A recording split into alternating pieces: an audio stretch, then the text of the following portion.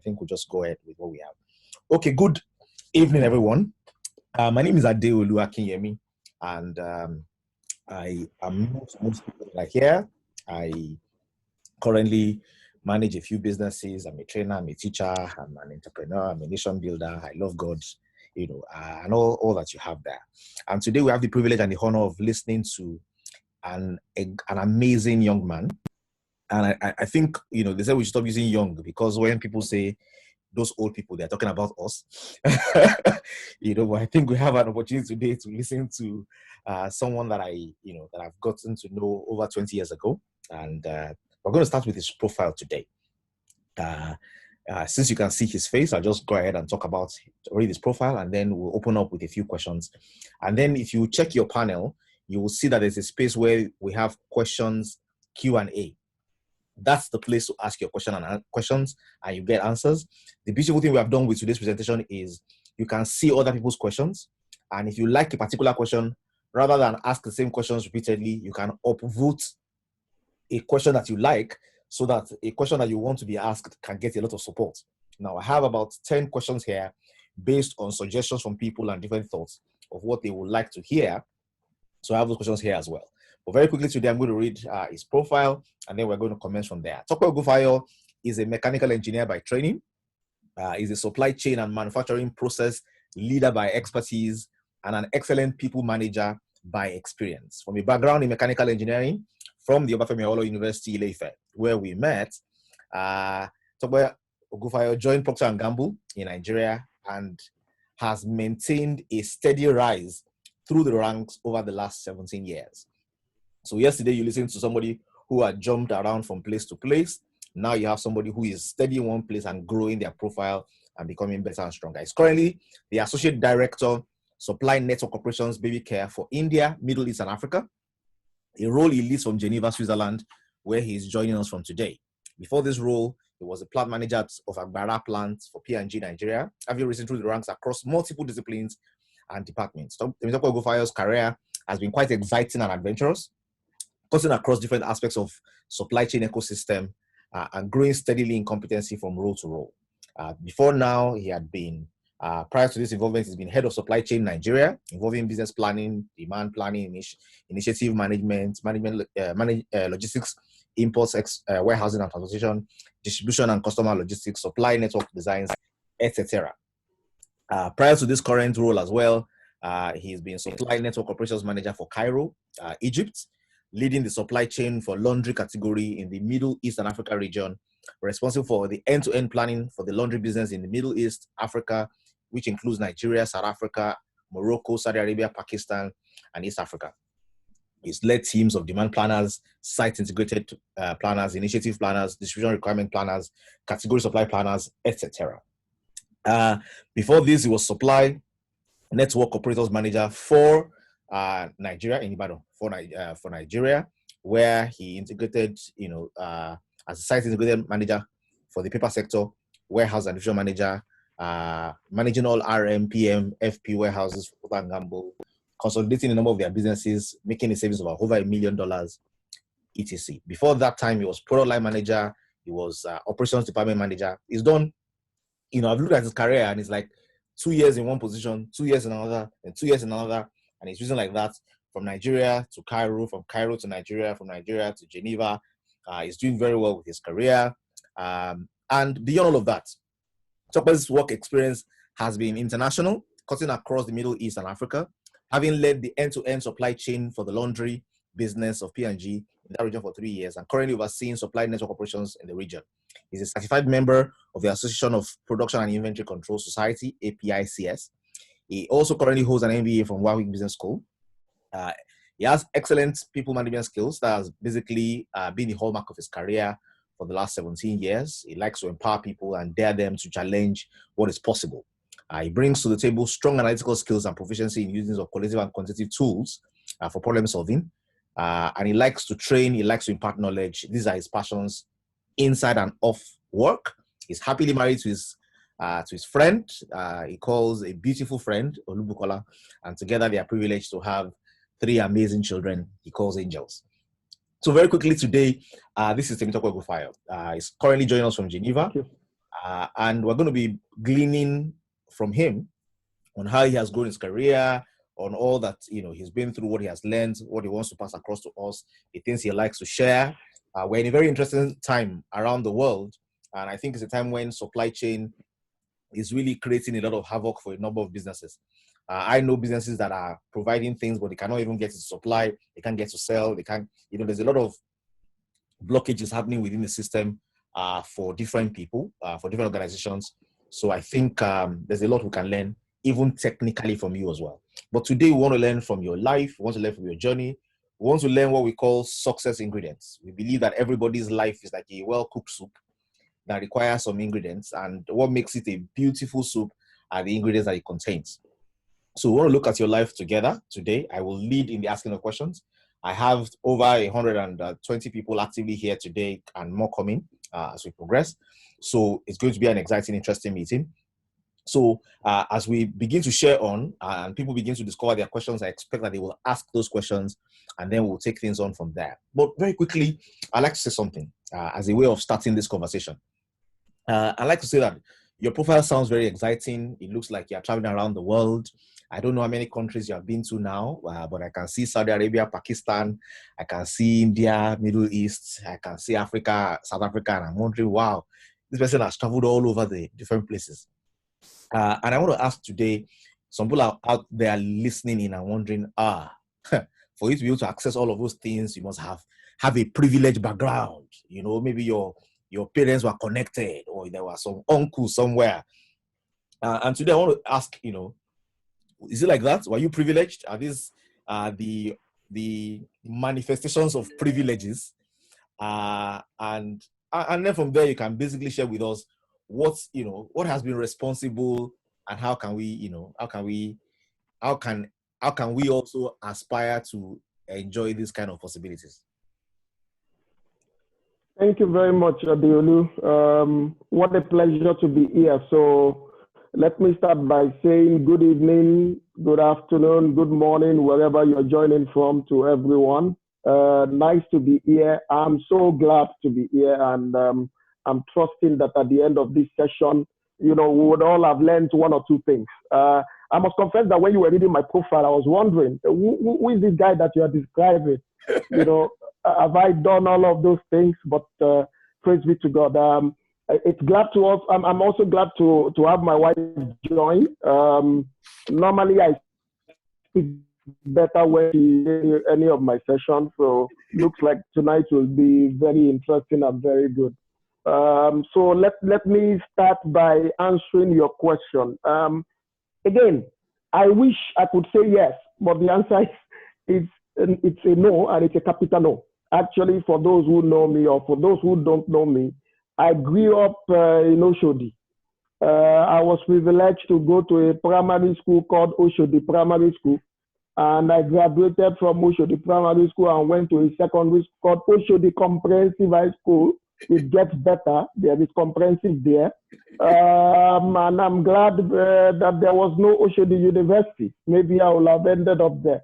I used to say jokingly that I grew up in the backside of the desert, from the interior of the inferior, right? If there is anything you can call inferior, I was from the very center of it, It will interest you to know that I think I was on I saw a local plane before, but I didn't see the inside of an international plane until I was 21 years old, or thereabout. And I didn't travel in one until PNG hired me. So when it comes to privileges, I didn't grow up with any. I was not born with a silver spoon. In fact, I used to tell my kids jokingly that I envy them, right? Let me tell you my background in this simple illustration, or with this simple story. When I was growing up, one of my biggest dreams, as in mega dream, it was a mega dream, that one day, the day that I'm able to do this, then I will know that I have arrived. Okay? And that is to take a tin of milk and to be able to punch two holes, one on either side of the milk, carnation milk or pig milk or whatever it might be, to be able to punch two holes there and to watch all the milk pour into a cup, whether it's a cup of gari or tea, it doesn't matter. That the day that I'm able to do that, then I have arrived. Do you know why? Why? Because at that time in our house, this was cash commodity. It was only measured on special occasion. They open it on two sides. They give you 1 or 2 spoons, and then they tear the paper from the side to cover it, put it in the fridge to be continued next celebration. So I thought the day that I'm able to punch it by myself, buy it, punch it, and watch everything pour into another bowl, then I have arrived. That's the kind of background I came from. If you ask me what made the difference, and again, people would think this is a cliche, but for me, it's not.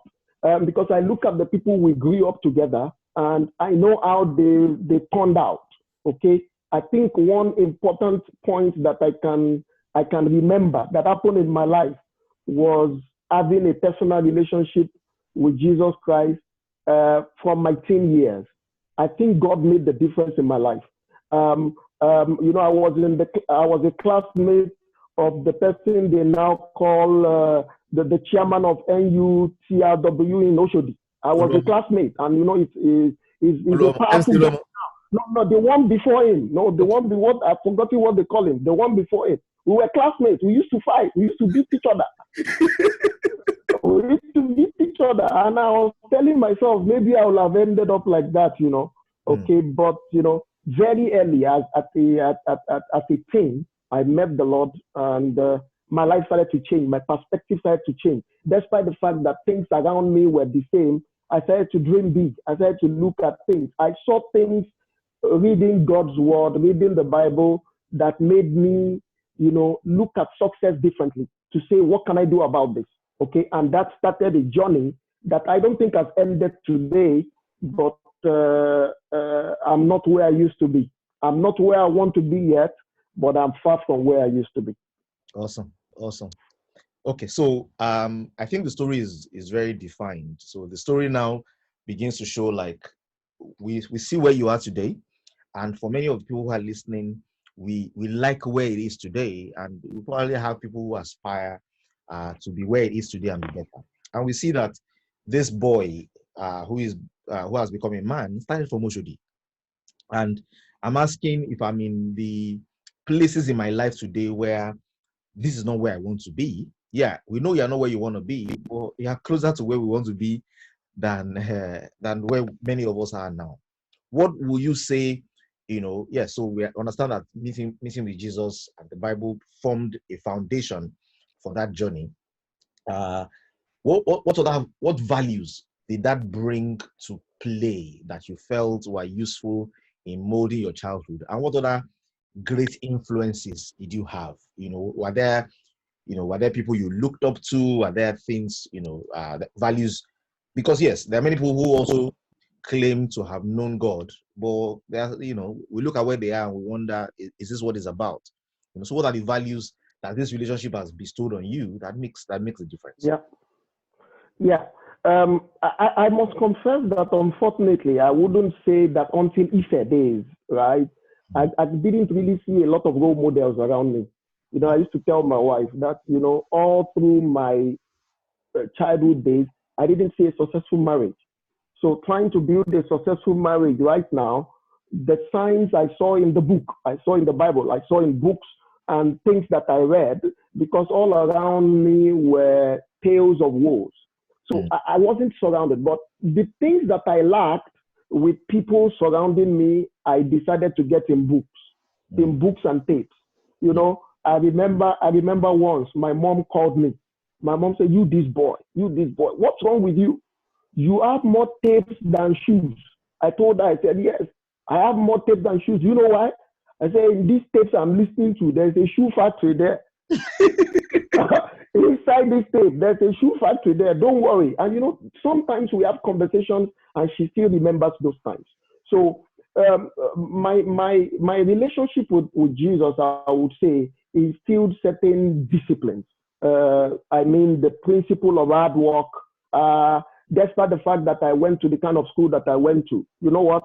I can tell you how hardworking I was to make sure that I don't end up where I saw that most people in that school will end up.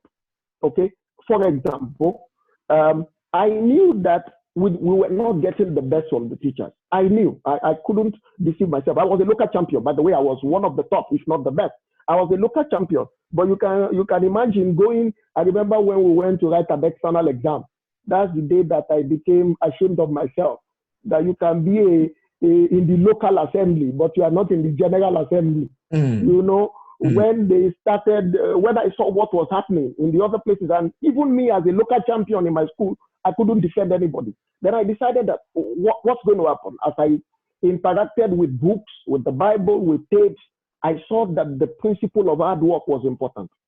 I saw that your attitude was very important. Having a positive attitude, despite the fact that you are from.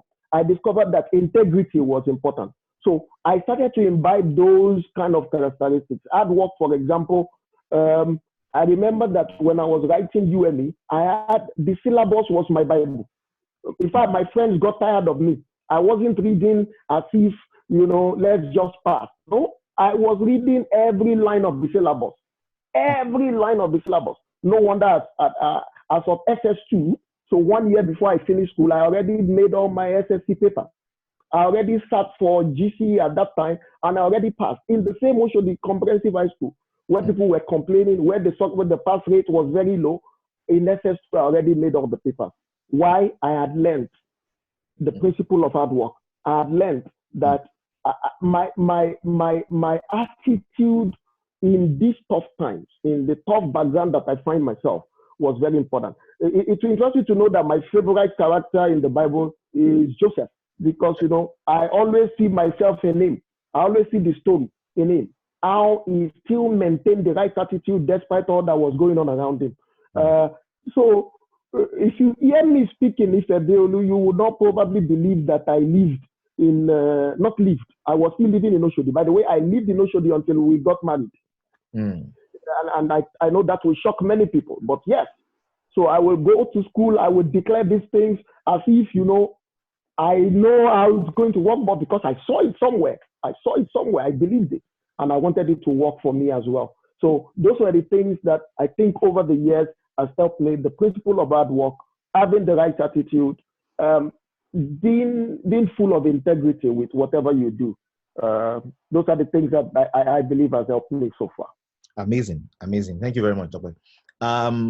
You went to IFE, so we met in IFE, and you studied mechanical engineering. So what I'd like to ask very briefly on that is, why mechanical engineering, and what did you take away from IFE? Was it just mechanical engineering? That's a very interesting question. So the mechanical engineering, I would say I chose mechanical engineering as I had not dealt with the poverty mentality completely. So the only uncle that I had that was successful, that I thought the kind of person that I wanted to be, studied mechanical engineering. And he was working in Totafina Health. So I felt, oil money. Let me to go and get some oil money. So I didn't go to mechanical engineering for the right reason, so to speak. But interestingly enough, all things work together for good. So I would say maybe only in the first 2 years of my work experience have I used anything related to mechanical engineering. If you ask me anything mechanical engineering now, I will not be able to answer you. In fact, I always tell people that I cannot remember my thesis, my dissertation topic. I cannot, because we did it in a way just, get good grades and then go out, right? However, what did I take away from IFE? I took away several things that I believe were very instrumental to my destiny. Number one is I learned how to learn. I understood from that place, from that campus, that the reason why we go to school is to learn how to learn. Is to learn how to learn. School teaches you how to learn. It's not to teach you something specific as it were. It teaches you how to learn. It opens your mind. Number two is I was blessed with the gift of friends, of which I am being interviewed by one of them today. Friends that can challenge you, friends that you look at when you feel that you are doing well, you look at them and you're like, come on, man, what's wrong with you? Friends that even when you want to behave, when you want to misbehave, you think about them. And you are like, if this guy asks me 2 questions now, I will start stammering. You know, even when you have a business plan, you know that when you talk about it with them, by the time they ask you 3 or 4 questions, if you have not thought about it very well, you feel a bit stupid, right? But they also help you. They also assist you. So I was blessed with the gift of friendship. The other thing that I took out from that school is that it provided me an opportunity to test run some of the ideas. It provided me a platform. You know, sometimes some of us want to start a lot of things when we start working, when we start becoming an entrepreneur and stuff like that. It's okay. It's okay. You can then start to make your mistakes from that place. You will still learn, but you might arrive a bit later. You know, if it provided me a platform. So I knew that I loved speaking. I wanted to speak. Okay. It was a good place to start speaking. It was a good place to practice. I mean, what's the worst that can happen when you gather 50 people together and you speak to them? What's the worst that can happen? Many of us want to speak to 1,000 people, 5,000 people, 10,000 people. I can tell you now, hear me and hear me well. You will continue to wish and wish, confess and confess until you become confused, right? You need to take action. So if I provided the platform, I remember that going to bed days and saying, I can speak for you, you know, 5 minutes, let me say something.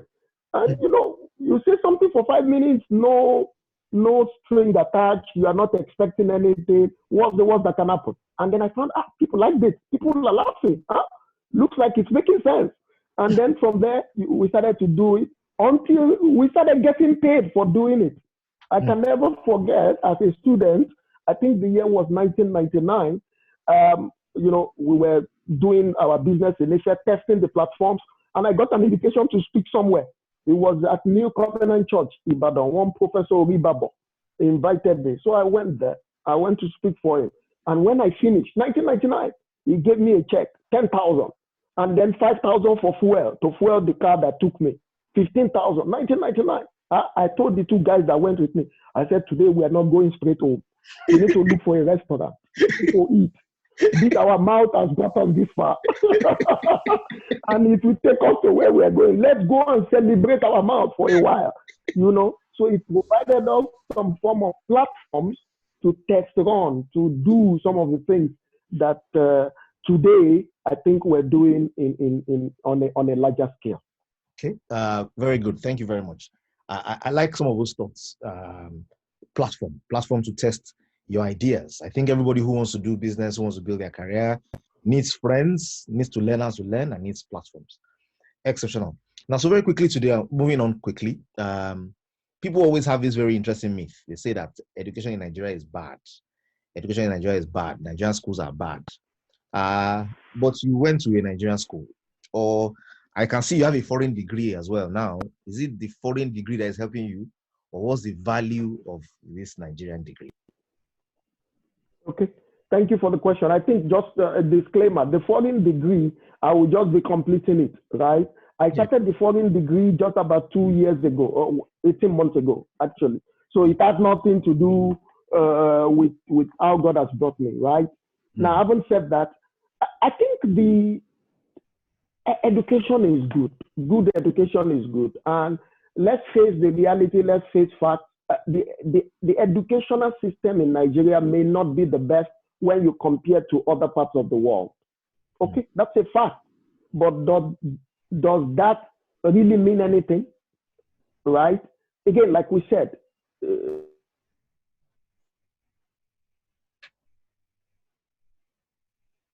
so if you have the opportunity to school somewhere else, okay, take it, fine. But it doesn't mean that because you have your education in Nigeria, you are at a disadvantage. In fact, there are many advantages that comes with it as well. Because if you compare to what's happening in other places, the rigor, the way it builds you up, I think you are probably better prepared to handle challenges outside the academic environment. Because it's not only academic that you are facing in the Nigerian school, right? You learn how to write exams when there's no light, when there's no water. Right? So you can imagine when you go to a place where all those things are given, I think your brain will perform better. So I don't think that there is something I used to say back in those days, and I still believe it, though I have refined it a bit. I said it's not in the land, it's in the mind. It's not in the land, it's in the mind.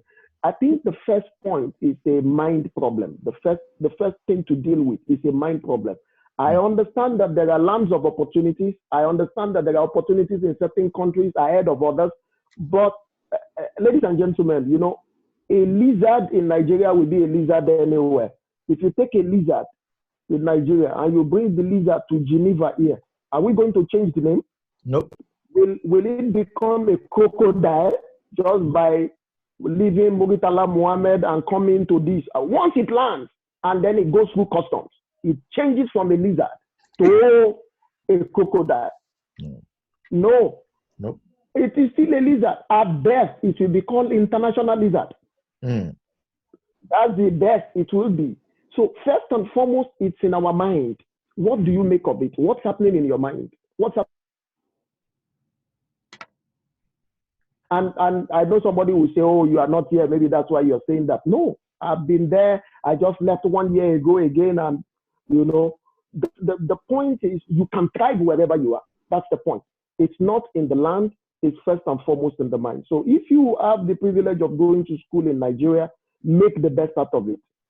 Try to connect with people, make relationships, use it as a platform, and then develop those as you go. Now, if after that you have an opportunity to get something higher in a more refined school, by all means go for it. I'm not saying don't, but then don't undermine what you have where you are. Okay, thank you very much. Here, I have a question here. It says, finding love, finding work, finding meaning. You know, how was this journey for you? You know, somebody's thinking, yeah, it's not only career I want to build. I want to build life. I want to have meaning. I think it's a very interesting question. I'll probably rearrange the order. Okay. I'll say you need to find meaning first.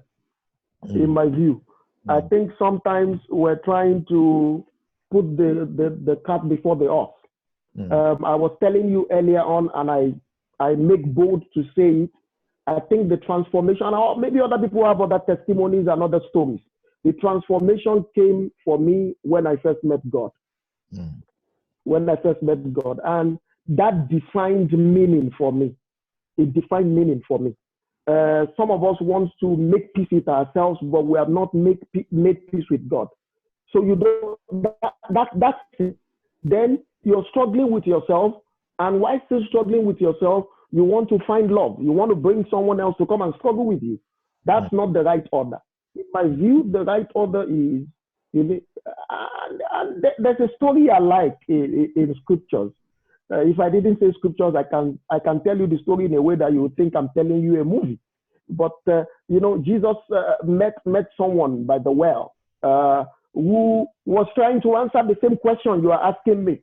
And she had tried several times. I think this attempt was her 6th attempt because she had married 5 husbands, trying to find love, trying to find meaning, trying to find connection, but looks like she failed for 5 times. And the 6th time, she was on the 6th experiment when she met Jesus, right? And, you know, I love how Jesus addressed this woman. Jesus said, look, woman, if you taste of this water that you are taking, you will thirst again. You will thirst again. And it occurred to me that many of us are tasting different waters. Different waters. Okay? Some is the water of success, business success. If I can just be successful, the day I make my first million. Some is the water of sex. All these things that they are saying. No. We are tasting the water. Some is the water of cigarettes. Some is drugs. Some is entertainment. Entertainment. Just, you know, to dull the soul. Let's enjoy life while we're still here. Ladies and gentlemen, verily, verily, I say unto you, if you taste of this water, welcome to the club. You will thirst again. You will come back here. This is why some pastors are having a few days. Do you know why? because they recognize this problem and they have made a business around the water. Mm. They have created a well. Say, come and drink, and we give you just a cup so that you can come back again. Because that's what this woman was doing. This woman was coming back again every time. She will carry the bucket and come. And Jesus said, look, there is something that I will give you. If I give you this one, if you taste of this one, confirm, you will not need to come here again. It will be, this water will be inside of you, wells of living water springing forth into eternal life. If you are looking for meaning, this is the first one to fix. I think if you fix this one, if you get this water, and we can tell you how to taste of this water, if you get this water, then, finding love, finding all other things will be easier. Once I sorted this out, I found peace with myself. I think meeting my wife and finding love was not a big deal. Interestingly enough, I didn't date anybody before meeting her, so it wasn't trial and error. It was, we know what we want, we go for it, we get it. 15 years after, we're still having fun. Glory to God.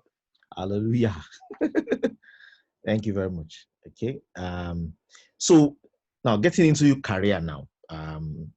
We have a few more minutes to go, and people are asking their questions already as well. So as soon as I'm done with some of this, I'll begin to get into these people's questions. What are the values that contributed the most to your growth?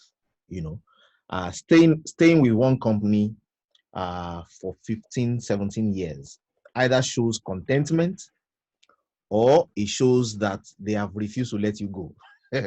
In which case it shows value. It shows value. So yeah. What have been the values? What has kept your focus? What has allowed you to continue to deliver value and to continue to be seen as valuable over the last 17 years? Thank you for that. That's an awesome question. So I think, to be very transparent, it's a mix of both. I think I've been favored also to work for a company that their values are in tandem with my personal values. Okay. And that's critical. That's important. Many times you struggle with that, where the value of the company you're working for does not align with your personal values. In this case, I've been very fortunate to work for a company that their values are aligned with my personal values. Okay? So they've done their own part. They've done their own part of giving me developmental opportunities, exposures, big assignments, and what have you. Okay? But I've also done my own part. Okay? And I want to quickly talk about some of these things. Now, I will go back to my favorite guy in scripture. His name is Brother Joe. I call him Brother Joe.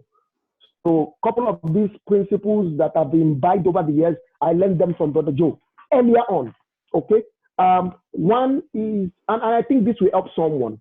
If someone is listening to us and you are saying, how do I grow my career? What are the keys? What do I need to do? Such that, it will be almost practically impossible to let me go. Even when I want to go, they are the ones coming with better offers. How do I do that? Number one, audacity. Audacity. One of the things about Brother Joe was he was very audacious with his goals. I have a dream.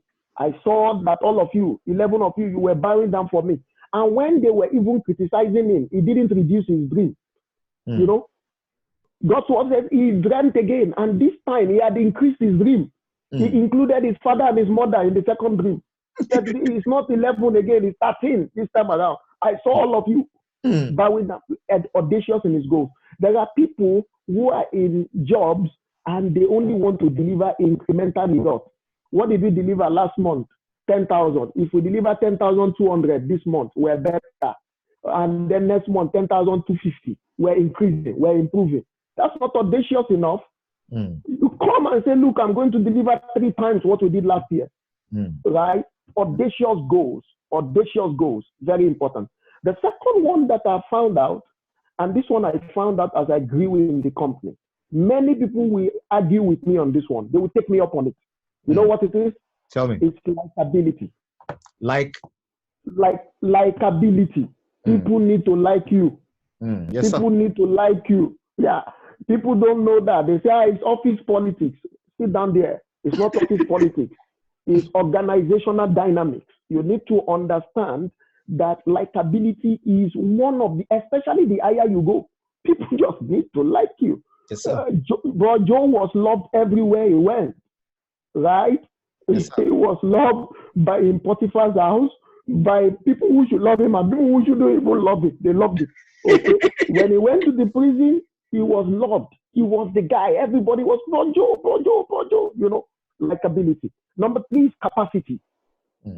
Capacity. And this one, reading the Bible from cover to cover, from page to page will not help you if you don't do what he says. How Yes, capable are you? Can you do the job? Can you do the job? Again, and I'm not talking using the fact that, we go to the same church. We can give you 1 or 2 jobs because of that. But we cannot keep giving you jobs and you are doing shoddy stuff, right? Is your work showing excellence? The other day, I heard the story of someone who made a chair for another brother. And the 4 legs could not balance. And it was the one suggesting that you put paper underneath it now so that it will be straight. Can you imagine that? Where is the capacity to do more? Okay. Number 4, reliability. Are you reliable? Are you reliable? You say you will deliver tomorrow. We also add 1 week to your commitment based on history. We know that when you say today is next week, you are not reliable. So how do you want to move? Okay. Joe was reliable. Everything he said, he did. He was so reliable and so capable that a general left his house in his charge. How wonderful. I don't know how rich the general was, but he left everything, including his. I perceived that he was like a PA to him eventually, managing on his affairs. Just a houseboy doing that to a general. Reliability and capacity. Okay. The 5th one is loyalty. In our world, we have so many disloyal people who want to rise. You are backbiting your manager and you want his position. How can you get there? Loyalty is important. Loyalty is important. We live in a very disloyal world, right? Where even people are not loyal to their football club. So your football club is winning today. They lose 1 match tomorrow, you start to badmouth them. I once read the story of 2 friends. I love this story. Each time I share this story, it teaches me the real foundation of loyalty. These 2 friends, they grew up together. They've done stuff together. And then there came a war in their country. And both of them were serving in the army. They had to go and fight in the battle together. And as they were in the battle became hot. And then their commander asked them to withdraw, to come back. But one of them had gone a bit further and it was shot. It was shot so badly that the commander started telling every other person to go back, run, go back. But his friend, Philip, didn't want to go back. He wasn't going back. And his commander said, Philip, come back. I command you, come back. The guy didn't listen to him. So he went and looked for his friend. So then, a couple of minutes after, this guy, Philip, came back with the lifeless body of his friend. And then his commander was telling him, Philip, I told you, you could have been shot. Can't you see that your friend is dead? Philip told him, my commander, you are wrong. You are very wrong. He was still alive when I got there. And his last words to me were, I knew you will come back. Can you imagine that? Yes, can sir. you imagine such loyalty? If he had not come back, can you imagine what would have happened? And then the final one is integrity. In short supply in our world, integrity. And I think that was what crowned it for Bro Joe. He could have messed up earlier on, could have sold out, but he kept his integrity. These are the keys that have helped my career grow.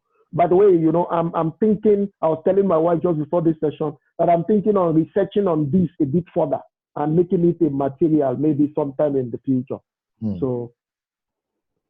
Awesome. So I hear you clearly: audacity, likability, capacity, reliability, loyalty, and integrity. I can see that our team of people on attendees are also, they're giving their comments, they're giving their kudos. A few questions are pumping in. So let's progress. So aside of these values, I can see these as values.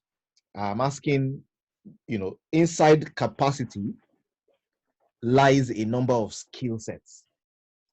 What are the skill sets in particular that have been useful for you that are, that have been useful in helping you build your career that we can also learn from as well?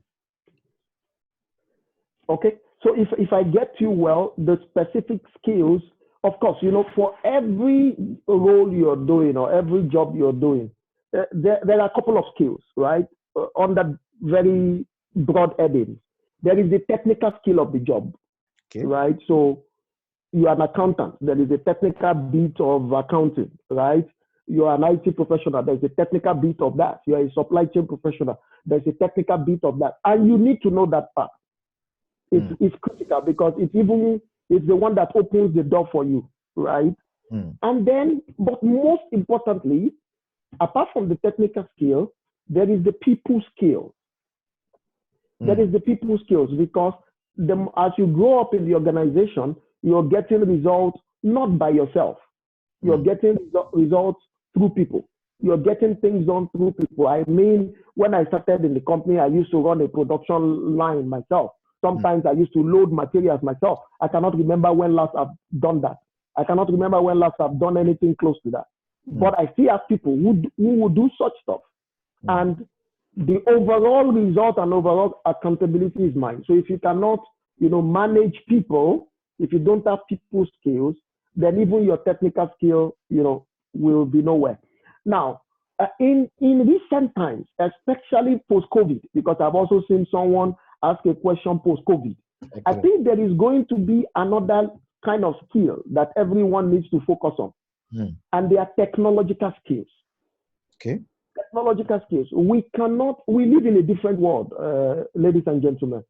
Post-COVID, which is starting from now, you can see all the things we're doing online these days. I know you guys have started all of this even before COVID, but many people, this is their first experience. Sure. Right? You are going to have virtual meetings. Right? Whether as a supply chain professional or any other thing, you are going to have you need to start thinking, what I'm doing now, how can I leverage technology to do it? How can I leverage technology to do it? Because there will be less and less emphasis on physical infrastructures and more emphasis on IT, technological skills, and so on and so forth. And I'm not only talking about Facebooking skills or Instagramming skills. No, I'm talking how to do big data analysis, artificial intelligence, robotics, virtual reality. How can you leverage all those to do your job post-COVID? I think that's what's going to help as we go into the next decade. Thank you very much. Okay. Somebody's already asking. Okay, so someone is saying we must likability. Person's asking about something about likability, but I think we'll get there. Let me progress. I know you're passionate about developing people. It's a passion I think we both share. Do you have any words of encouragement? There are two categories of people listening today. There are people who are in their careers and there are people who are doing business. Some of them small business, some of them big business. People scattered around the world as well. In your passion for developing people and inspiring them, are there any thoughts that are in your heart today to share with people? I just want to give you an opportunity to, bring out from the storehouse of what's available in your heart to basically encourage people in these times. Yeah, thank you for that, Adiolu. I've often said to people, if you think that you don't need anybody, I don't need anybody. I can tell you verily, verily as well that nobody will need you, right? So you need people. You work with people. And a wise man has said that people don't care how much you know until they know how much you care. So you need to care about your people. You need to take care about them. A lot of times, what I've seen that happens with entrepreneurs, with career folks, is that they prioritize other things ahead of the people. Customers, suppliers. So some people are owing their staff, but they are paying suppliers. I tell you that if you don't take care of those people, then they will not take care of the business. What I tell my leaders is take care of the people. The people you take care of will take care of the business. And when we talk about taking care of people, you need to take care of people with three things: with your head, with your heart, and with your hands. Head is the theoretical, okay, I know. So the kind of things we're talking about now, I know I need to take care of the people. What structure do I need to put in place to make sure that people are taken care of, right? Then you need to take care of them with your heart. They need to see that this guy really genuinely cares about us. Man really genuinely cares about us, right? That's the art. By the way, you can do a lot of policies, and people know that your heart is not there. They know that when it comes to genuine care, you are not there, right? And then with your hands. Hands mean, you are active in helping people. You're active in providing them support whenever it's needed. Now, I must confess that working for a multinational, some of these things are already structured, right? They are very well structured. They are actually deployed down. So either you use it or you don't use it. So, but most people, they will be not forced, but they will be encouraged to use it because that's the system. I know that's not the case with a lot of people listening to me, but you need to start to develop it. You need to pay attention to people. You need to build capability in people, right? Which means one day you don't want to do all the running around that you are doing today. You want to do the strategic stuff. But because you are not enabling people, you are not building capability in them, you cannot step back. There is a model called the 5E model. I don't think I would have time to talk about it, but there is a part of it that is called enable. So you enable people. You provide the capability and the capacity to do stuff that you want them to do. So it's like, I want my child to learn how to play the guitar. You can say that from now to kingdom come and your child will never play guitar. Yep. There are steps to let your child be able to play the guitar. First, you create a vision. If you play guitar, if you play this guitar, this is what's going to happen to you. So you create a vision, okay? And then the person is engaged. It's like, wow, really, daddy? You mean if I play it, I can be a millionaire? Okay. So you create that. But even creating the vision, energizing the person does not make the person play a guitar. Yes, sir. It doesn't. Yep. First, you need to buy a guitar. You need to put the guitar in the person's hand. Yes, sir. And say, okay, play a guitar now. And then probably, you get a teacher or somebody to teach the person. After that, then you can lay a demand. You can say, my friend, when are you going to play in an orchestra or something like that? Because you have enabled the person. A lot of us in this call, we ask things from our people, but they are not enabled. They don't even have the tools to do it. You need to take a step back and say, how do I build capability? How do I build the right skills in people so that even this business that I'm running can run without me? Until you are there, you are at the end of a long rope. You are going to work hard. You are not going to have a work-life balance. You are going to be the one doing it, and you are going to be angry. Angry with them, angry with yourself, and angry that you are not progressing that much. Okay, thank you very much, Tokwe. Very, very good. Now, there's a big question I have that I think we need to answer before we close, and I think it's a question of the fact that in this kind of times, it is not unlikely that many people will lose their jobs. I wish there were better ways to say this, or if there was another way it could happen that people will not lose their jobs, but I think people are going to lose their jobs.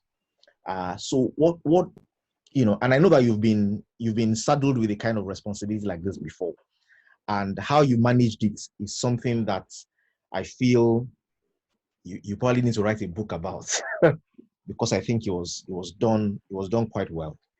I don't know how many people now, but I know you needed to lay off over 100 people. Yes. And there was a way you went about things to ensure that it was a win for them, it was a win for the company. Nobody felt bad, at least minimize the people at risk and the people that felt bad. So I don't know if you can share that experience with us and then give us a word of encouragement to say, look, if anything happens like this to you, how do you cope with it? What should you be looking at, etc. Yes, thank you for that. So yes, when you were reading my profile, one of the roles that I did was I was plant manager of our plants in Nigeria. A very big plant, very big investment. I don't know how many of you have been to Agbara before, but I can say with some level of certainty that it was one of the best plants that I've been to in Nigeria. I think maybe only plants for oil companies will stand close. Awesome plant, very beautiful plant. The plant had everything. I had a football pitch there. There was a gym there. Everything was there, as in it was another world. Once you land, there was an helipad there, yeah. So you could land from in an helicopter on that plant, Wow. right? But then the company took a difficult decision to close the plant for economic reasons. Forex, lots of things were happening, and then they decided to close the plant, right? And I was the one saddled with the responsibility. I was just about 6 months on this job, and then I got a call from my boss saying, "Look, decision taking." Of course, like many things, I lived in denial. I was, it's not possible. How can I be here? They will shut down the plant. No way. Then I dealt with my own denial first for a couple of months, and then after that, I said, okay, fine. If this plant is going to shut down, what can we do for the people? What can we do? So again, and this is important. We talked about Brother Joe, we talked about capacity, reliability, and all those stuff. So I first batched the plants into two. Who are the people that have these characteristics that I want to continue to develop? And I brought 19 people out. So I said, these 19 people, top-rated people, we want to see how we can get them jobs in other places, okay, in other P&G sites. And it will interest you to know that some of them will eternally be grateful because some of them are now out of the country doing jobs that they never dreamed they would have done if this plant was not shut down. So I have someone in London, I have two people or so in the US, I have someone in Japan, a couple of people in South Africa, in several places. Okay, of course, some people, we took them to the other plants in Nigeria, to the head office in Nigeria, so 19 of them. Now, even all the other people, so we started to do lots of stuff. And this is where I talk about the head, the heart, and the hand. If you remember when I was talking about how do people really feel that you care, okay? This is where the heart and hand came in. So we started to say, okay, how can we help the people? One, we got a deal with the company that, most of them could not believe in terms of payoff. Yes, I know you're still laying them off, yeah, but we negotiated a deal that has not been done before to say, let's cushion the effect on these guys. This is number one. Number two is we also brought in professionals to help them. Now, to be very transparent, it was a bit too late for some of them because if you have not been investing before, even if I bring a professional at this stage, what's the best that it will do to you? So we brought in financial professionals, health professionals to help them through the process and through investing what they are going out with. So because you can get a big payout and still waste it. And we've seen many of them. I've seen many of them leave. They say, I want to go and do poultry that they don't know anything about. 3 years after all the money is gone, poultry is gone, they are begging, right? So we try to, take them through all of this. And it helped. It helped. The first and final thing that we did was we used our rich network of friends like you, friends like Wale Adediran, friends like Victor, to say, hey guys, we have superb guys here. They've been trained, they've been qualified, they've been exposed. Do you have jobs? Do you have jobs in your factory? You don't need to train anybody. These guys are available. Yeah, the salaries and pay may not be the same, but they will take it. So and they are eternally grateful till today. Most of them, that is, of course. Transparently, there are 3-4 people who will never forgive you, no matter what you do. But majority of them are in other jobs. So to go back to your question, would there be job losses during this period? I think your guess is as good as mine. There would be. There would be. If you are an employer of labor, you need to then use your heart and hands to help the people. What's the best? And I know it may not be there, it may not be 100% available, but you need to lean forward. You need to lean forward. You need to err on the positive side, okay? Try to help them, try to link them up. For those, if you can pay, couple of salaries, if you have it, and God will bless you for it, do it for them, right? And if you're on the other side, you're about to lose your job or you are losing your job, I think if I start to advise you now, it's a little bit too late. I want to believe that you've been part of this group before, and my friend will have taught you about not sitting on a chair with one leg. I hope you took that to heart, because one leg is about to go. I hope you have the other three to balance a bit, because no matter what we say now, it's not going to help you a lot. I will just say you need to prepare for the future. This needs to let you realize that I cannot afford to rely on salary alone. I need to have other sources of income that even if one goes, I can still, balance out until I recover. Okay, thank you very much, Akwe. I think that's very important.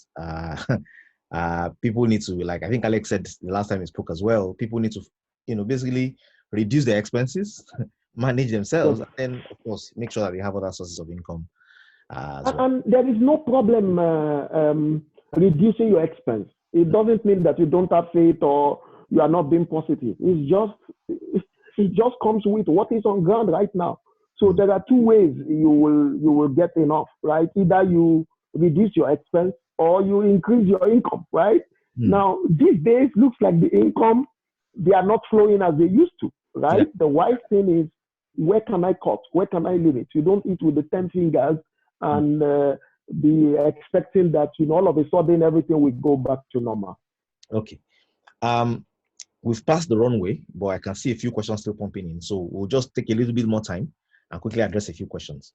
So one of them is about supply chain. And, one of the key things that stands out about you is supply chain. Yes, you have done manufacturing, warehousing, planning. There's a lot of supply chain expertise sitting inside with you. And somebody is asking this question and saying, what are the effects of COVID-19?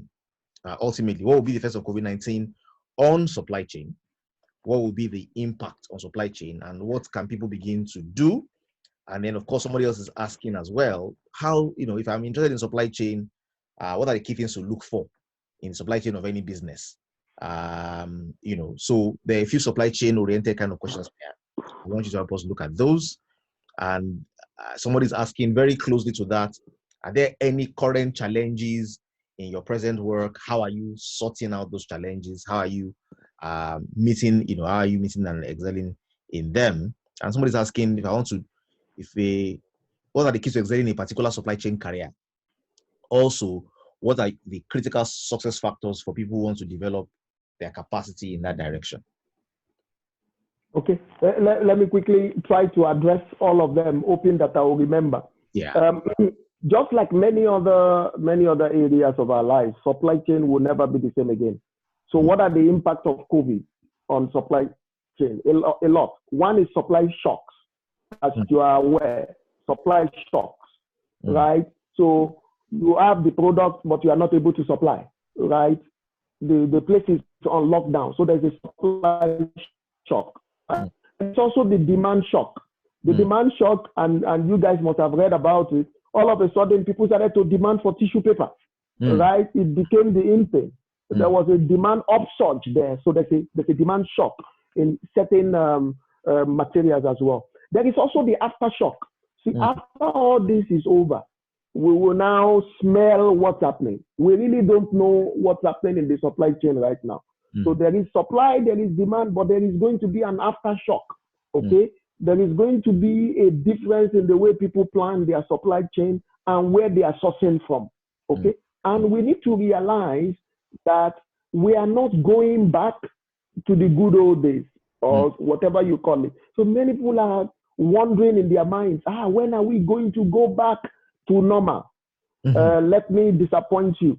We are not going back to any normal. We are looking forward to a new normal. There is no going back to a normal. We're looking forward to a new normal. And even in supply chain, there is a new normal, which I was trying to describe the other time. Think about robotics. I know that those things may sound a bit far-fetched in our country, Nigeria, for now. But that's what's going to deliver. Drones are going to be more useful these days, right?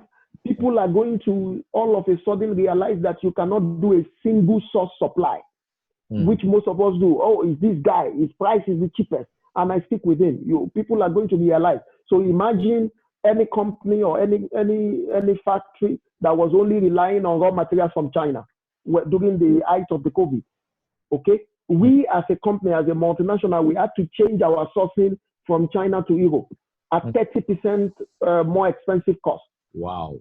Okay, but if you want to stay in business, you need to do that, right? So in my view, there are two things that you need to look for in any supply chain. Normally, that's the way I look at supply chains. I look at supply chain resistance and supply chain resilience. Supply chain resistance and supply chain resilience. And what does this mean? Resistance is how resistant your supply chain resistance is how resistant your supply chain is to external disruptions. So if there is a disruption today, for how long can your supply chain cope? That's the resistance. So some supply chain resistance is 1 day. If there is a disruption for 1 day, that's it. Done. It's disrupted. Some can last 1 month. That's your supply chain resistance. Then there is supply chain resilience. Supply chain resilience is after a disruption, how fast can my supply chain go back to normal? This is the one that is going to be a big deal after COVID, right? So there is a disruption. There is already disruption all over. Yep. How fast? Only companies with very high resilience will then be ahead of others. So those are the things to look at for in a supply chain. How agile it is, how flexible it is, and I will encourage you, especially if you want to build a national or global brand, not to have what we call business continuity plan, not to have only a single source. Single sources are cheaper to maintain, especially if you have a good relationship, but you need to have a BCP plan. A business continuity plan might be 150% more expensive, but it keeps you in business for those who can afford. Imagine you don't have that and you are qualifying the process all over again. Then you will be in deep trouble. So you are looking at alternate supply solutions. You are looking at alternate products. Alternate products. Do you know, guys, that in this time, people have turned their factories to produce other things? Yes, sir. I can even tell you about ours. I produce diapers. Right now, during this COVID, diapers, some of the diaper manufacturing turned to nose mask manufacturing. We just suddenly realized that the top sheet is the same. The non-woven is the same. So before you know it, we brought machines that will produce nose mask. Nose mask manufacture is starting. Nose mask business is starting. Maybe it will even be more profitable in the long run. Yeah, that's another thing to look at. True. Yes. And then another important thing is you need to look for creative ways to engage with your workforce. So somebody asked, how have I been coping? How have you been coping? So I've been working from home now for 7 weeks. 7 weeks. And in our critical market, so what we have done is to say, look, we cannot be all things to all people. I cannot be, the supply chain is so fragile now that I cannot satisfy every market. What are my top markets? What are the markets where I'm making the most money? So I prioritize those markets, and it will interest you to know that in the last 2 months, despite the fact that COVID had disrupted supply chain, I have sold 130% more in those markets than before COVID. Wow. The reason is because I moved all the resources in markets that, okay, I want to sell there, but okay, I'm not making a lot of money. It's a financial decision, as it were. And then I'm not all, but the critical ones here. So, you keep your critical mass because we're in business to make money, right? It's not, the last time I checked, it's not a charity organization, right? So, though we gave some of the nose masks out for free, and if you go to our company website, you will see it there, it's being distributed for free as well. So, again, that's how to balance. The key word in my view is resistance, resilience, and adaptability as we go from this period to post-COVID period. Thank you very much, Temitope Ogunfayo. I think that was awesome today. I'm sure all the people who have been listening have learned 1 or 2 things that you can apply. This is not just about talk, it's about implementation. It's about learning and utilizing the things that you're learning. So if you're doing a business, be thinking about your business and asking yourself, how am I learning? How am I resilient? How am I, resisting? And how am I adapting? If you are building your career, you're asking yourself the same questions as well. I think there's a lot to glean from this. If you are taking notes, you will have heard about the things that the values, the key attitudes, where the real battle is not on the land, but is in the mind. And I think there's a lot that we can get from this. Somebody's saying there's supply shock, demand shock, and all of those things, and how to basically plan for them. Somebody's asking, supply shock, demand shock. What's the third one? Aftershock. Aftershock. Aftershock. Yeah. Okay. So I think there's one that is someone is asking or reinforcing this. Any challenges in your current job? How do you surmount those challenges? Somebody here, I think the person is joking. He says, "Sir, you talk about likability. He says some people are good, but when you look at their face, you think that they are wicked." How do you solve that problem? I think that's just a comic relief, actually. Yeah. But I like you to just share, how do people face challenges, and then give your party shots as we round up today. Tomorrow we have something else for tomorrow for the skills that people need to begin to build. But please, let's have your party shot as we begin to round it up today.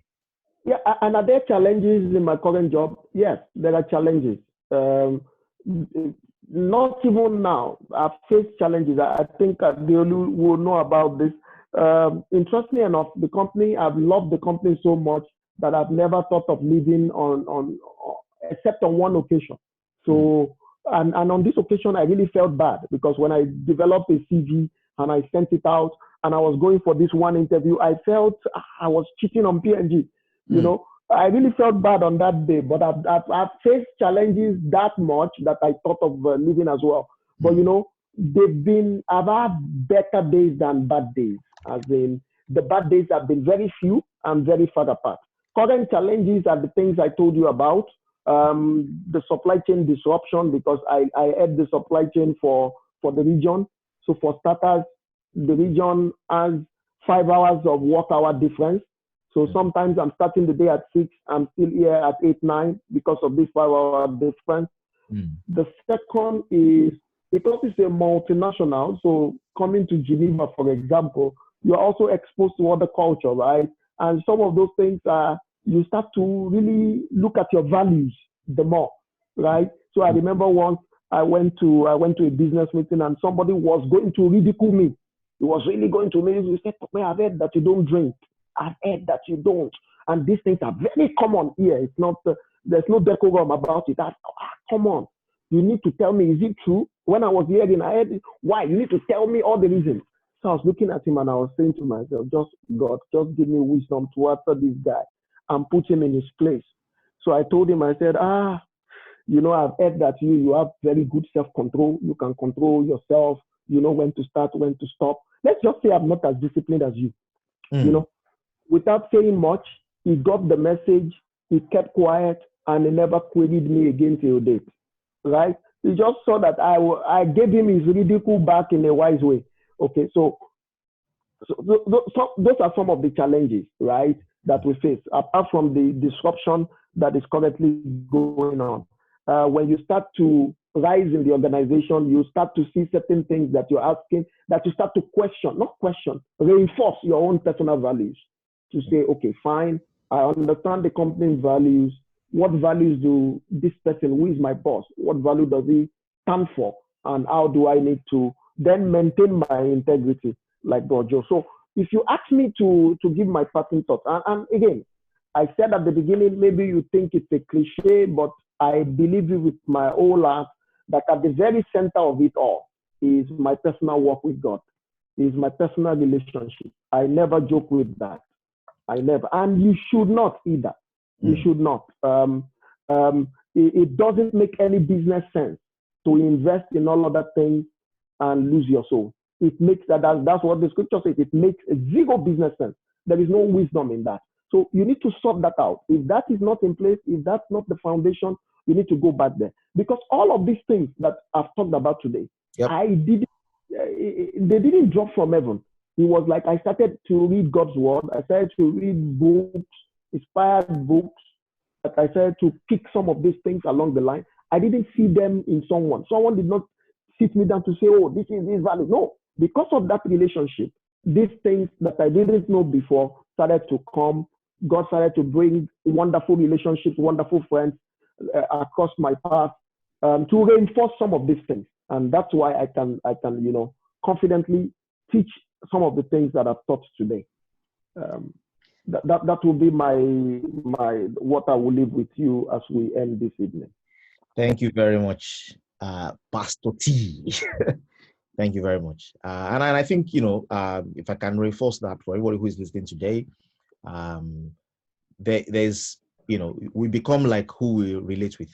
And if God is who you are relating with, then there's no limit to what you can become. And, he shared some very phenomenal things.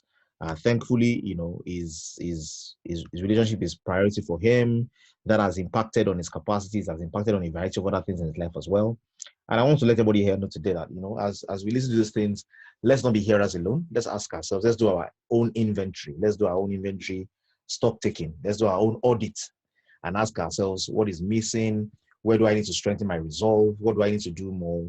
How do I build my capacity? How do I deepen my relationship with God as well? How do I face challenges and surmount them? Reality is, we're going to face different things along the way, but we're going to choose how we respond and how we get on with them. So I'd like to encourage everybody who is here today. Don't forget, somebody invited you to this meeting. Somebody told you about this. Connect with them, get involved, join us in the green community. When the next meetings are happening, we will share with all as well. Tomorrow, we have something very interesting tomorrow. Somebody is doing a teaching on agile project management and agile product management. And we're going to give out a freebie to a company or an individual who wants to learn more, who wants to become an expert in that area as well. So please make sure that you are aware of tomorrow's meeting. Get the link so that you can log in. Thank you very much, Pastor T. That's what I call him. I call him Pastor T. I think we met somewhere in 300 level. It's been an interesting journey. That was sometime in 1998, 798. Friendships since then. Thank you very much for honoring today's presentation. Thank you for the invitation. I really enjoyed myself. Thank you. My pleasure. The link will be on YouTube. I'll share the link with you. I will take it on forward from there.